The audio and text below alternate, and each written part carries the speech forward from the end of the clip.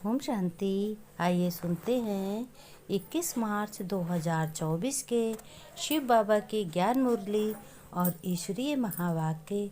आज परमपिता परमात्मा शिव बाबा ने कहा, मेरे मीठे बच्चे, आत्माभिमानी अवस्था में टिकने की मंजिल बहुत बड़ी है जो कोई नहीं जानता तुम बच्चों के सिवाय। तुम समझो मैं आत्मा हूँ और बेहद का बाप मुझे पढ़ाते हैं। इस निश्चय में रहकर सुनने से धारणा बहुत अच्छी होगी और आत्म अभिमानी भी बनते जाएंगे। भाई भाई की बहुत मीठी दृष्टि रहे तो कभी देह अभिमान नहीं आ सकता। बाबा ने कहा, अगर ऊंचते ऊंच बनना है बच्चों तो यह प्रैक्टिस अच्छी रीत करनी पड़े तुम्हें। नॉलेज तो बड़ी सहज है, लेकिन बच्चों को बहुत अंतर्मुखी हो याद का अभ्यास बढ़ाना है। याद से ही खुशी का पारा चढ़ेगा। बाबा ने कहा, देह अभिमान में आकर कभी छुई मुई नहीं बनना।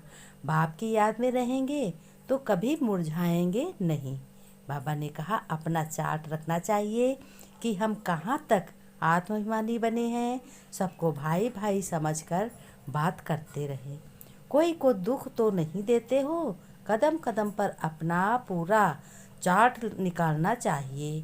सर्विसेबल बच्चों को बाप का परिचय देने बिगर सुख नहीं आएगा, तड़पन लग जाएगी जब तक बच्चे अपने बाप का परिचय नहीं देंगे। बाबा ने कहा, लेकिन याद की यात्रा भी जरूरी है, उसके लिए भी टाइम निकालना चाहिए। बाबा ने कहा, जो विचार सागर मंथन करते रहते हैं उनके मुख से कभी कोई उल्टा सुल्टा अक्षर नहीं निकलेगा। तुम्हें बच्चों कभी क्रोध नहीं करना है। बच्चों को भी थप्पड़ नहीं मारना है, क्योंकि वह भी आत्मा है। बच्चों को थप्पड़ मारने से क्या फ़ायदा? बच्चा नहीं है, तुम्हारा छोटा भाई है। और बाबा ने कहा कि हाँ, ये तुम समझो कि शिव बाबा की संतान हो। बाबा हमें कांटों से फूल बना रहे हैं और बनाने आए हैं। बाबा ने कहा, तुम्हें देवी गुण भी धारण करने होंगे बच्चों।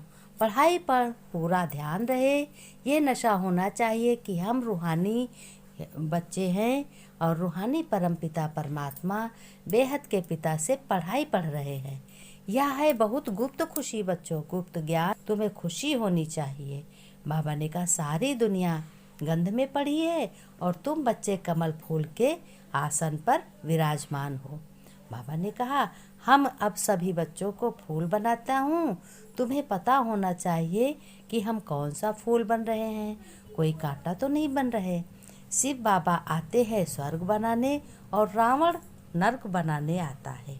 बाबा ने कहा, मेरे मीठे बच्चे, अंतर्मुखी हो, याद का अभ्यास करो तो चेक करो कि आत्मा अभिमानी और परमात्मा अभिमानी कितना समय तुम रहते हो, कितना समय भगवान की याद में रहते हो, कितना समय अपने को आत्मा समझते हो।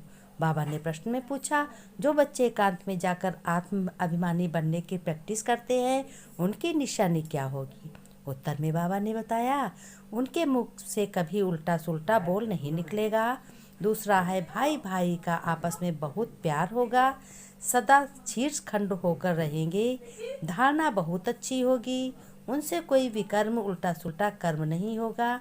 उनकी दृष्टि बहुत मीठी होगी, कभी देह अभिमान नहीं आएगा और कोई को भी दुख नहीं देंगे।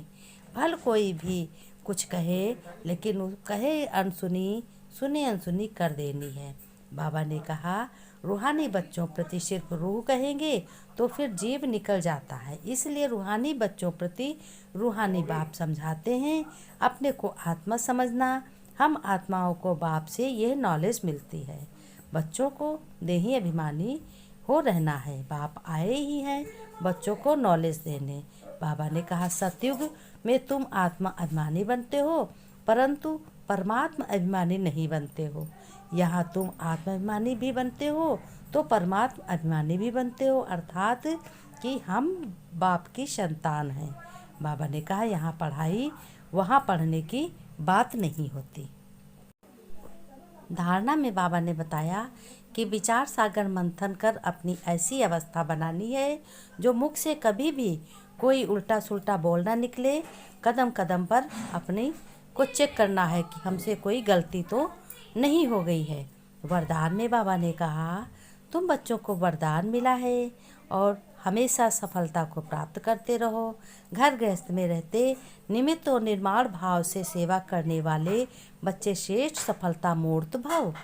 बाबा ने कहा, जो बच्चे सेवाधारी अर्थात सदा बाप समान सेवा करते हैं और बाप समान श्रेष्ठ कर्म करते हैं, निमित्त बने हैं और निर्माण रहने वाले हैं।